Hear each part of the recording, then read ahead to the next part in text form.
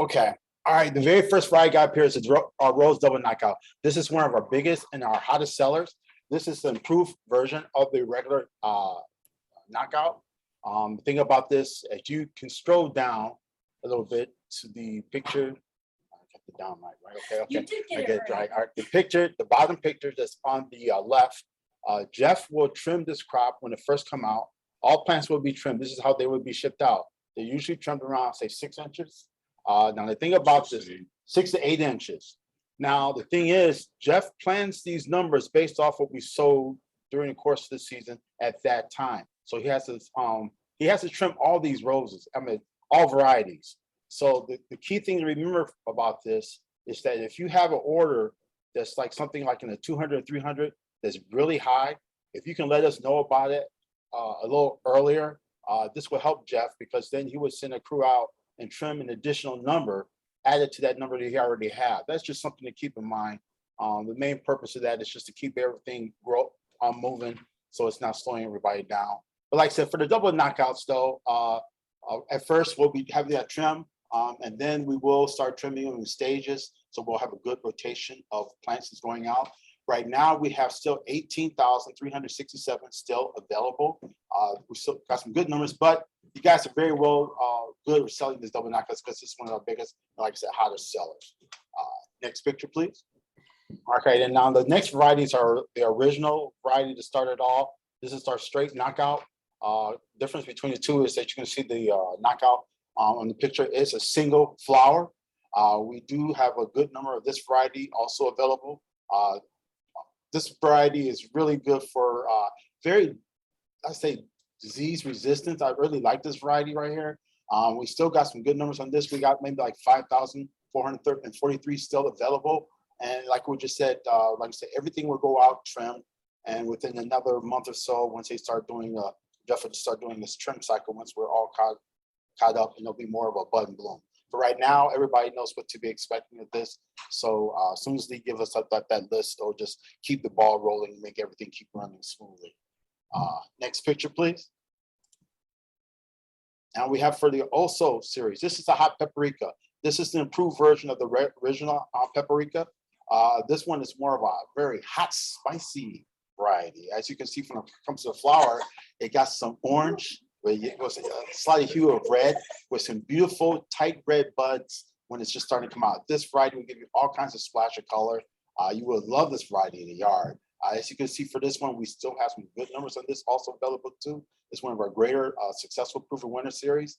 We still have 1,415 of these varieties still available.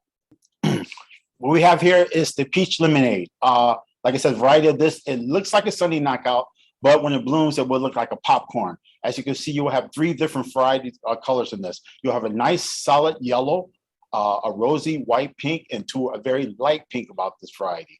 The thing about Sunday knockouts is just that, the peach lemonade, you want to make sure you plant this in an area that's got some really good air circulation. You don't want to plant this in areas like in the corner if there's a fence or something like that. You want good air circulation on this variety. It doesn't like wet feet like we usually see over here at the Maine. So you want to make sure you get a well-drained soil area for this variety. The great thing about this variety is that once it gets hot, it will take off. There'll be a week that would seem like it's not doing nothing. We get one solid week of heat, it just takes off. This is a really great variety. You want to plant in the direct sun for it to get the full effect for this. We still have 4,651 of this variety still left. Next picture, please. All right, the next one is a Vaccinium Blue Crop. The original number we had, you just sell through that, you had a negative 34, but Jeff bought in some more. This is what this crop looks like right now. We have an additional 1,000 that's been added to inventory. So if you have customers who wanted some more, let them know that we did buy additional more, that we just added. So you have a surplus now. The blue crop here, as you can see, it is hanging around 24 inches. And if you stroll down, there you go. They're laughing at me. So, all right, thank you. So we have 2 other varieties of Vacciniums. We have the Duke. We still have a good surplus of this. The main reason why we have surplus of this is just that last year we got the crop in. The crop didn't look so good. As you can see to that picture that's in the middle, Jeff had to trim it. And when he trimmed it, as you can see right now, it became a more compact, and it's a more nice stockier crop. Unfortunately, because we had to trim it, we sort of probably lost some good sales for that year. But right now, as you can see, we're gonna make up for that. You will see them in 2 different pots. Ours, we got someone just in plants that work, and the one we came in from direct sale is just in your solid black pot. So don't be shocked by if you see that, just more letting you know to be expecting that. I'll go ahead down to the last variety. This last variety right here, actually, we trimmed it. As you can see, it came out beautiful, nice, compact. And like I said, for this one, we got another 3,000 and 1,500 variety of this. Caitlin had was nice enough. She put a little pros and cons to the next 2 varieties, and we're going to go ahead and show that in the next picture. So a couple of the main features of these, the Vaccinium Duke, they're just very consistent. They won the Award of Garden Merit, which is given to a plant after plant trials, judging their performance under the UK growing conditions, which several UK growing conditions are similar to what we deal with here. Very diverse as far as planting goes. Plant them anywhere, borders, city gardens, cottage gardens, coastal, wherever you can find a spot, these will fit in really nicely. These don't have any kind of serious pest or disease issues, which is really awesome, fits in with that consistency. And they have spring, summer, and fall interest. Spring interest would be those flowers. I love the bellflowers. They remind me of lily of the valley, which these are going to be better for your garden because you can eat them and you can't do anything with lily of the valley. So really cute bellflowers. They range from a white to a cream to a pink. And in the fall, you're going to get some nice bright red foliage. So they have a fall interest there also. The Eliade are pretty similar. The main difference is keep the Eliade trimmed. Otherwise, they're going to get tall and unruly. And they also have a darker berry.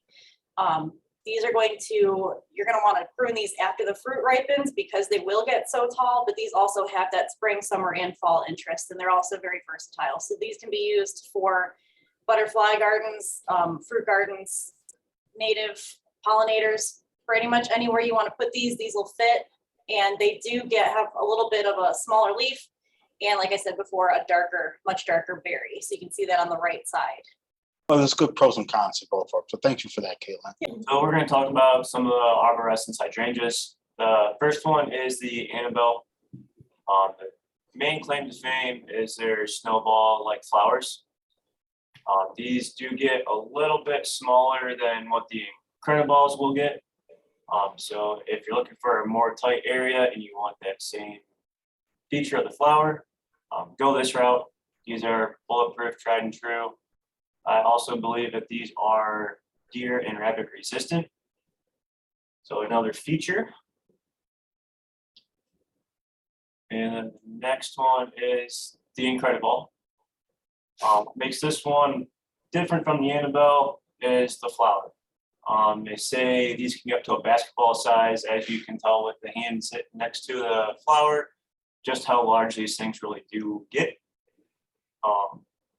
I also believe that these are salt resistant. So if you're in a city landscape or up close to the road, these do give you another option for a little bit of color, not just typical green as you might usually see. And the last one is the Bloodgood. I know we had a picture request a couple weeks ago. Steve did a really good job of passing the information along. We do have plenty of these sitting out there ready to go.